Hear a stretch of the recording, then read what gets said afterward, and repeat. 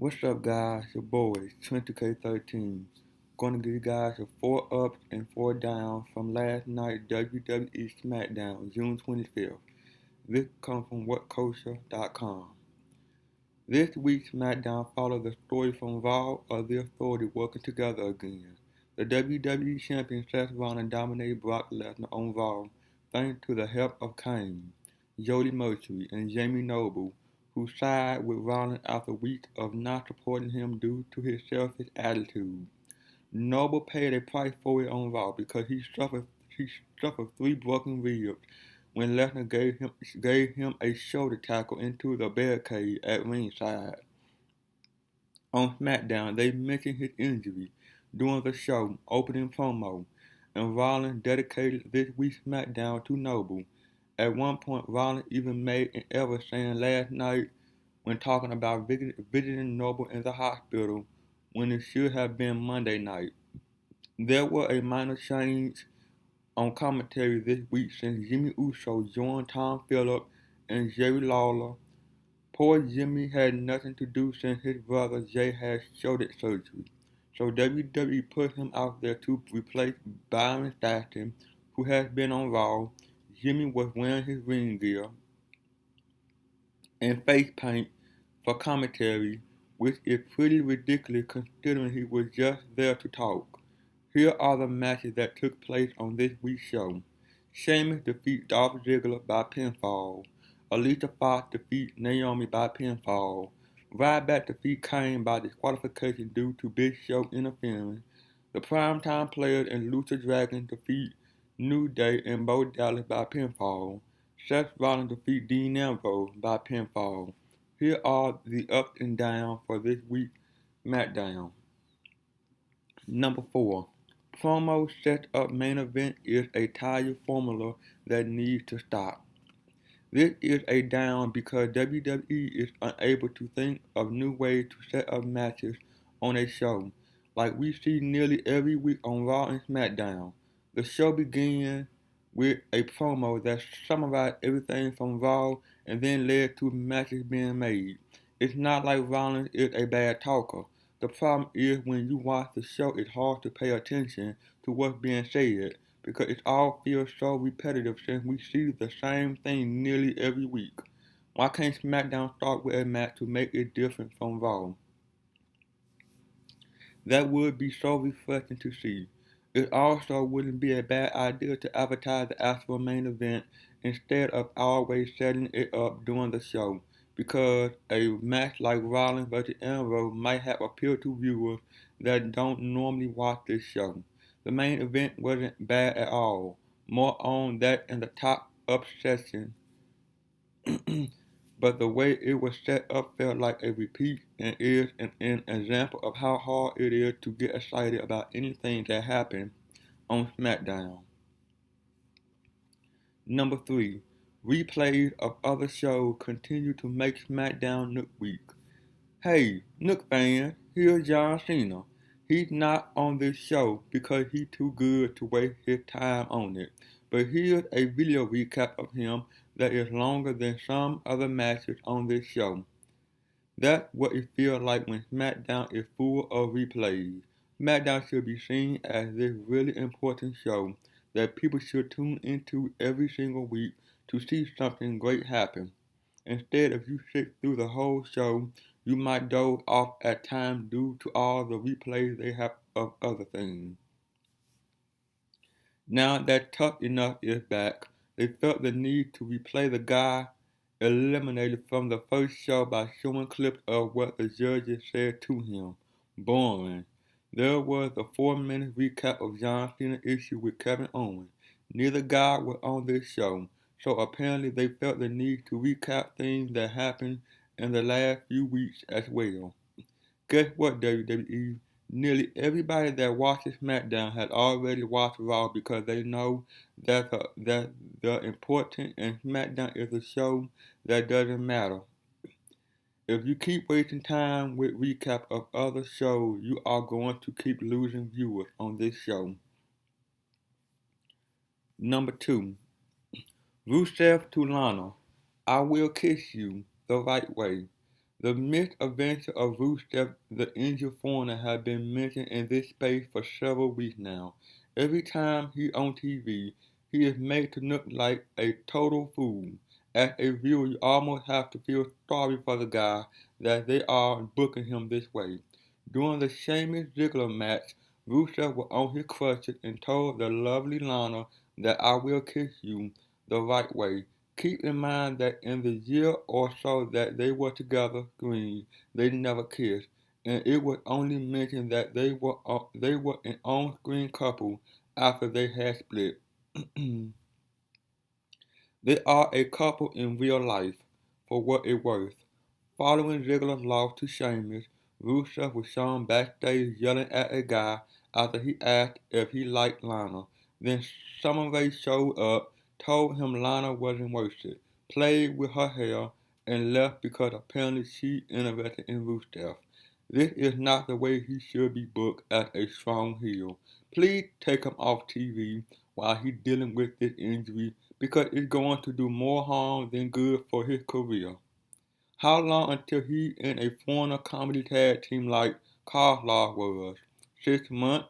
1 year? It's going to happen for him if it doesn't change. Number 1. No change for divas and not many baby faces either. Are there any divas on the main roster that we supposed to like? Paige is one, but she was off SmackDown because she was filming Tough Enough and will keep doing that every Tuesday for the next 3 months. Natalia a face that is at home being a good wife because her husband, Tyson Kidd, had surgery for his broken neck. This week on SmackDown, the match was Alicia Fox with her new buddy, the Bella Twins, against Naomi and Tamina. The only interesting part was when there was action outside the ring, which occurred about 2 months after the match started. They were given only 3 minutes with Fox getting the win after the distraction that included Tamina hitting both Bella twins with super kick, with Nikki barely stole by the way. The crowd didn't seem to care about this match at all. The lack of a crowd reaction isn't the fault of the fans or the divas. Blame the creative team for not caring enough to create an interesting storyline between the divas. Not only that, but they don't even have an interest in making their diva likable. All this talk about change in the diva division has led to no changes for weeks now. Please consider doing something more valuable with your divas. WWE, they are better than this, and your creative team should be better too. Up. Number 4. Big Show, remember he was allied with Kane. There was nothing special about Ryback's match with Kane. It ended in a disqualification after Big Show attacked Ryback before he could get the win. This followed Show attacking Ryback before the match as well. The reason this is an up is because WWE spent about 6 months establishing that Show was in the authority from November to April, and then they completely ignored it when Show returned in the last month. What happened? No explanation was given. During the show opening promo, Kane referenced Show as an extended authority family member and lied about how Show wasn't on SmackDown this week. It was actually a good thing to see Show with Kane again, as they took out Ryback with Show hitting 2 slams. At one point, announcer Tom Phillips even referenced them being in the authority together. But if you watch the show, you would know that Show hasn't done anything with the group for 2 months. This can count as some mild storyline progression, which is a minor positive on a poorly booked SmackDown show. Number 3. The New Day working with Bo Dallas is comedy gold. Bo Dallas is one of those performers in WWE that is capable of making people laugh very easily. His gimmick as an over-the-top positive thinker is hilarious and led to some perfect chemistry with the New Day, who love the power of positivity. There was a backstage promo with the primetime players and the New Day that led to the primetime players trash talking them, Then Dallas showed up to tell the New Day that he going to team up with them. That's when the comedy kicked in because Dallas couldn't do something as simple, clapping with the same rhythm as them. Even though Dallas and the New Day lost to primetime players in the Lucha Dragon, what they did was show how entertaining they can be as a group. That doesn't mean he's going to join the group regularly. It's just one of those things that clearly worked well on the first attempt that could lead to them working together in the future.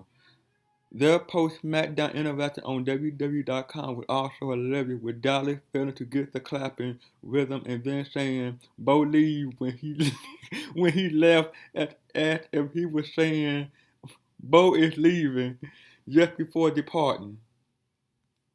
Number 2. More wins for Sheamus is the best thing for him. Sheamus wrestled Dolph Ziggler again for approximately the 4,147 times in the last 3 months. Okay, so that's a slight exaggeration, but the point remains that this match has been done too many times.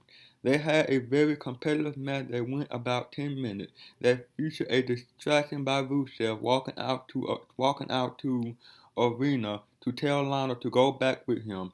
She refused and instead sided with her on-screen boyfriend Ziggler. The match was booked in a way that made Sheamus look like a smart and dominant heel. It wasn't the typical Sheamus match where he hit his signature move leading to the Brogue Kick finish. It was different because he knocked Ziggler off the top rope, which led to Ziggler straddling on the top rope, and then Sheamus capitalized by hitting the Brogue Kick while Ziggler was laying on the top rope. WWE needs to keep booking Sheamus strong like this. If he's going to be in matches on television, he needs to keep winning with the Brogue Kick as a way to put over the move as a deadly finisher that nobody can kick out of. That way, when he hit it during his Money in the Bank cash-in, he's going to look like a credible WWE champion. And number 1, Seth Rollins beat Dean Ambrose again thanks to some help. The Rollins-Ambrose match that main event SmackDown was very good, just like every one of their matches. They have wrestled so many times in the last few months that they could possibly put on blindfold and set up their spot that way because their chemistry is that good. They did the match because Rollins wanted to prove that he could beat Ambrose again, just like a Money in the Bank. After about 15 minutes of intense action with near fall for both guys, Rollins got the win thanks to blatant interference from Jody Mosley. It was so blatant that he even went into the ring, and the ref was right there. There was no disqualification because Mosley didn't actually get offense in. Rollins capitalized on the distraction from Mosley by nailing Ambrose with a pedigree to win the match. The story of the night was that the Authority was back together as a united group while trying to sell the viewers on the idea that Rollins will be tough to beat, even for Brock Lesnar, when he got the Authority with him. SmackDown was a very average show this week, which is becoming the norm for it. Aside from the quality main event match that was similar to their other matches, there really wasn't anything worth watching. Well, that's it, guys. Like, comment, subscribe. See you guys on the next one. Peace.